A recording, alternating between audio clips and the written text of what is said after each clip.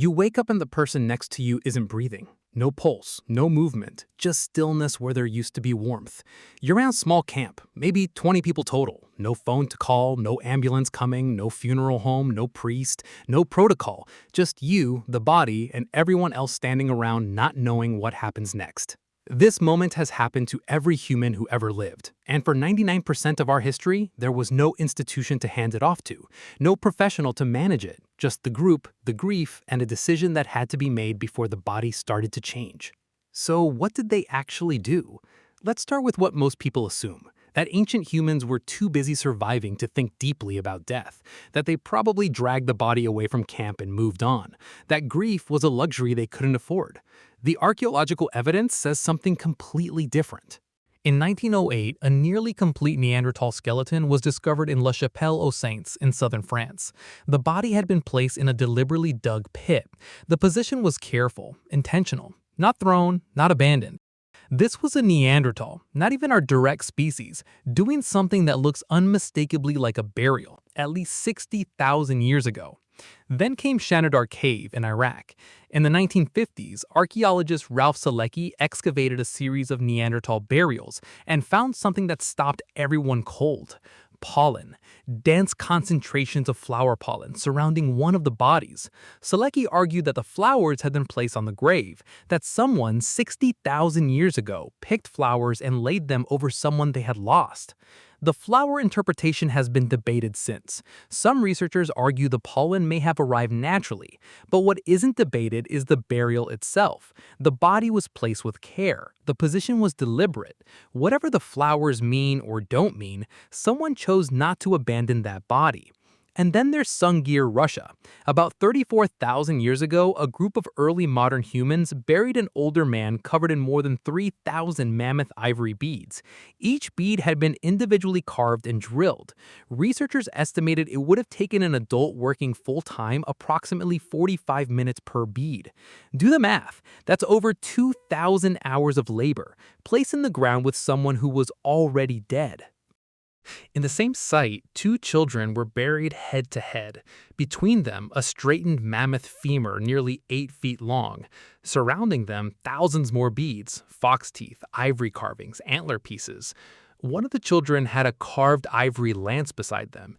These weren't objects thrown in out of obligation. This was an enormous expenditure of time and craft and care for people who could no longer use any of it. Whatever ancient humans believed about death, they believed something, and they acted on it. So let's reconstruct what actually happened when someone died. The first thing was the body itself. Unlike modern death, there was no removal. The body stayed. The group gathered around it. Anthropologists studying contemporary hunter-gatherer societies have documented that the immediate response is almost always the same: sitting with the body, touching it, talking to it sometimes, staying close.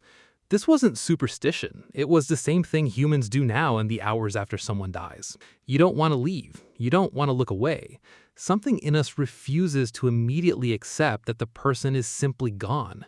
In small groups, death was also a practical crisis. If the person who died was a skilled hunter, a knowledge carrier, the one who knew where the water source was in the dry season, that knowledge died with them. Grief and loss of function were the same event. You were mourning a person and simultaneously losing a piece of what kept everyone else alive. Then came the decision of what to do with the body. Burial was one option, but not the only. Evidence from across Africa, Europe, and Asia shows that different groups made different choices. Some buried their dead in the ground, often beneath the floor of the shelter, which kept the person symbolically present.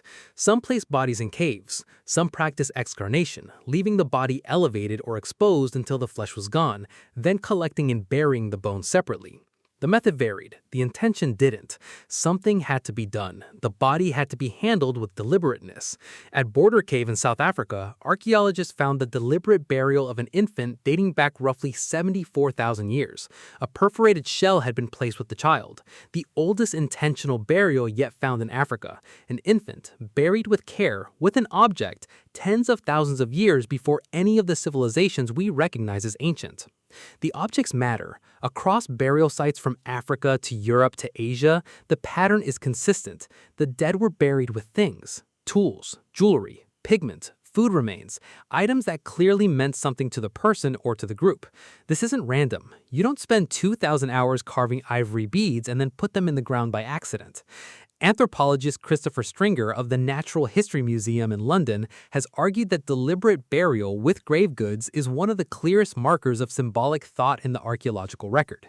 To bury someone with objects is to believe at some level that the objects will matter after death, that there is an after, or at minimum that the person deserves to be marked, that their life had weight. There's also evidence that ancient humans mourned in ways that left physical marks. Ochre, the red pigment found at burial sites across tens of thousands of years and multiple continents, appears repeatedly in death contexts. Bodies painted with it, objects stained with it. The color red, specifically, showing up again and again where humans chose to mark their dead. Nobody knows for certain what it meant, but it was intentional, consistent, cross-cultural. Humans were doing something with death that required effort and repetition and color, something that felt important enough to do the same way again and again across thousands of miles and thousands of years without anyone coordinating it. That kind of pattern doesn't happen by accident. Now, here's the part that almost never gets talked about. What happened to the group after? Modern grief has a loose structure: funeral, burial, reception, condolence cards.